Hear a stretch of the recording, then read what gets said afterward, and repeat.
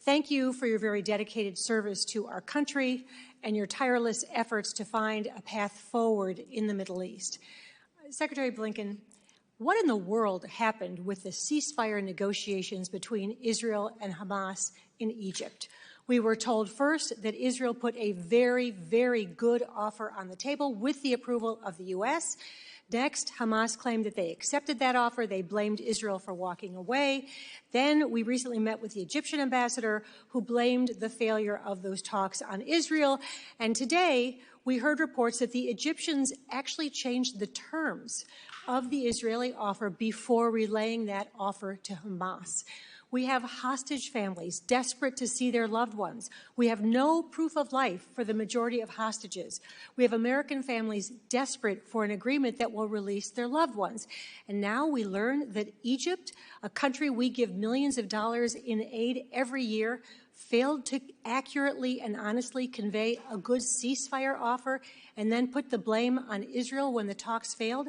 What's really going on there? First of all, like you, I've met with so many of the hostage families repeatedly over these 7 or 8 months, and I am determined that we continue to do everything we possibly can to get them home with their loved ones. I know these people, and it's personal. Beyond that, what I can tell you is this. Both Egypt and Qatar have been intensely involved in the efforts to get a ceasefire hostage agreement. The last proposal that was put forward, and as I said, yes, it was a strong proposal by Israel that was put forward. Hamas said it agreed to it, but Hamas, made changes to the agreement that were unacceptable. So the Egyptians did not make changes to the agreement?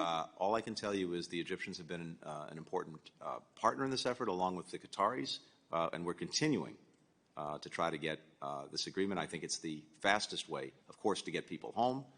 And to change the equation. But the Israelis did not walk away from that agreement. No, the Israelis did not walk away. And again, Hamas is responsible for not. Again, it shouldn't have taken a negotiation to get to this point. Okay. Hamas could have and should have given up the hostages, put down its weapons, come out of hiding, surrendered. All of this would have been over on day one. Thank you. I have heard repeatedly that the U.S. wants to ensure that October 7th never happens again, and that we will do everything necessary to make sure that Israel can defend itself. And that's the term I keep hearing over and over.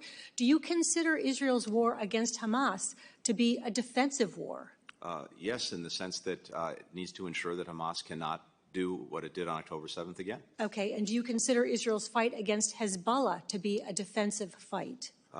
In terms of deterring it from attacking Israel, in terms of making sure that people who've been forced from their homes in northern Israel, and Israel's lost sovereignty over its own territory because people have been forced from their homes, yes, dealing with that threat is important. Okay. In contrast to my colleague, I was surprised that the NSM 20 report clearly stated that there was no direct evidence that Israel has violated international law, and yet the report suggested that the high number of casualties reported by Hamas are akin to circumstantial evidence of violations. And I was particularly surprised by that because our own military experts have described Gaza as the most difficult battle space any military has faced in modern warfare.